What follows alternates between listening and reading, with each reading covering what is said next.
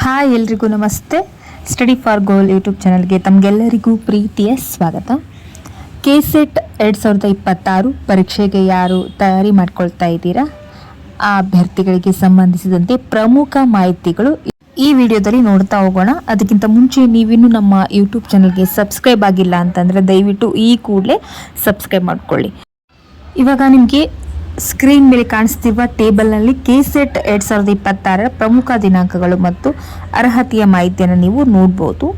ಮೊದಲನೇದಾಗಿ KSET 2026 online application ಪ್ರಾರಂಭವಾಗುವ ದಿನಾಂಕ 10 ಆಗಸ್ಟ್ 2026. ಸೊ ಅರ್ಜಿ ಸಲ್ಲಿಸಲು ಕೊನೆಯ ದಿನಾಂಕ ಸೆಪ್ಟೆಂಬರ್ 5, 2026 ಆಗಿರುತ್ತೆ. ಹಾಗೆ ಅರ್ಜಿ ಶುಲ್ಕ ಪಾವತಿಸಬೇಕು ಅಂತಂದರೆ ಅದಕ್ಕೆ ಕೊನೆಯ ದಿನಾಂಕ ಕೂಡ ಕೊಟ್ಟಿದ್ದಾರೆ, 6 ಸೆಪ್ಟೆಂಬರ್ 2026. ಅರ್ಜಿ ಶುಲ್ಕವನ್ನು ಪಾವತಿಸಿಕೊಂಡು ನೀವು ಶುಲ್ಕವನ್ನು ಕೂಡ ಪೇ ಮಾಡ್ಬೋದು, ಅದು ಕೊನೆಯ ದಿನಾಂಕ ಆಗಿರುತ್ತೆ.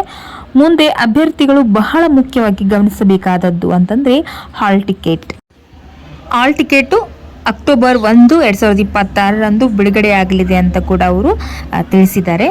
ಹಾಗೆಯೇ ಕೆಸೆಟ್ 2026 ಒಟ್ಟು 37 ವಿಷಯಗಳು ಇರ್ತಕ್ಕಂಥದ್ದು.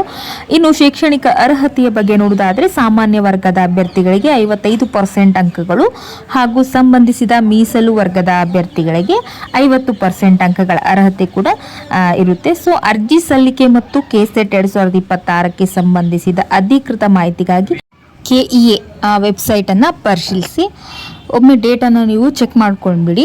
ಸೊ ಹಾಗಾಗಿ ಕೆಸೆಟ್ 2026 ಬರ್ತಾ ಇರುವ ಅಭ್ಯರ್ಥಿಗಳಿಗೆ ಇಂದಿನಿಂದಲೇ ನಿಮ್ಮ ಪ್ರಿಪ್ರೇಷನ್ನ ಇನ್ನಷ್ಟು ವೇಗಗೊಳಿಸಿ, ಸಿಲೆಬಸ್ ಕಂಪ್ಲೀಟ್ ಮಾಡಿ, previous year question paper solve ಮಾಡಿ ಮತ್ತು ಮಾಕ್ ಟೆಸ್ಟ್ ಮೂಲಕ ನಿಮ್ಮ ಪ್ರಿಪ್ರೇಷನ್ನ ಟೆಸ್ಟ್ ಮಾಡಿಕೊಳ್ಳಿ.